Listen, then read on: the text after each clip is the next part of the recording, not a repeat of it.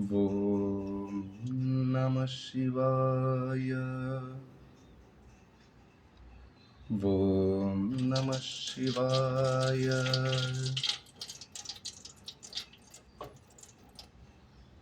ఓం నమ శివాయ. అమ్మా నాన్నల ఆశీర్వాదం, జన్మ జన్మల అనుబంధం, సదాశివ మహాశివ రుద్రశివ చండీశ్వర శివ నందీశ్వర శివ కాలభైరవ శివ వీరభద్ర శివ దక్షిణామూర్తి శివ అరుణాచల శివ. ఓం నమ శివాయ. అమ్మ నాన్నల ఆశీర్వాదం, జగత్తుకే తల్లిదండ్రులైనటువంటి పార్వతీ పరమేశ్వర్ల ఆశీర్వాదం,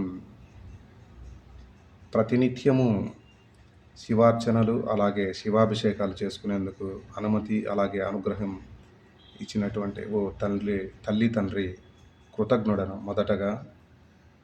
అలాగే అందరికీ మంచి జరగాలని చెప్పే శివతత్వము. సర్వే జనా సుఖినో భవంతు.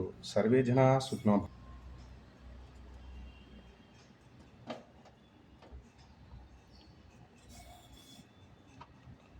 నమ శివాయ నమ శివాయ.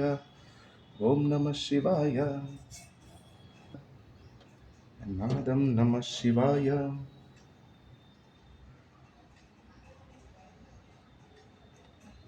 శివమహాపురాణంలో ఒకానొక సందర్భంలో పార్వతీమాతను వివాహం ఆడే సందర్భంలో శివుడి గోత్రము కులము అడుగుతారు. ఎందుకు నాదము అనే ఇది వచ్చిందంటే అప్పుడు నారద మహర్షి నా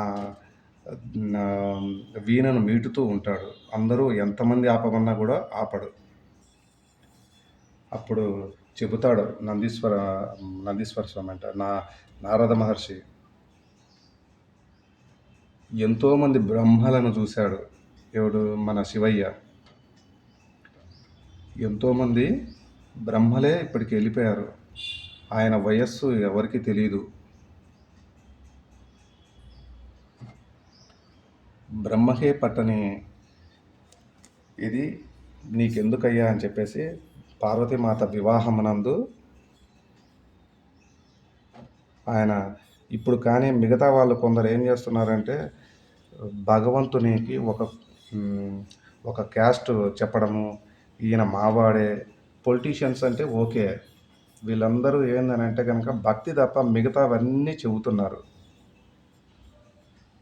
అందులో ఎందుకు జన్మించి ఉంటాడంటే భగవంతుడు వారిని ఉద్ధరించడానికి మాత్రమే. వాళ్ళు ఎప్పుడో ముందు జన్మల్లో చేసిన పుణ్యము వాళ్ళకు భగవంతుడు వారి ఇంట జన్మించి ఉంటాడు, అంతే తప్ప మిగతాది ఏమీ కాదు.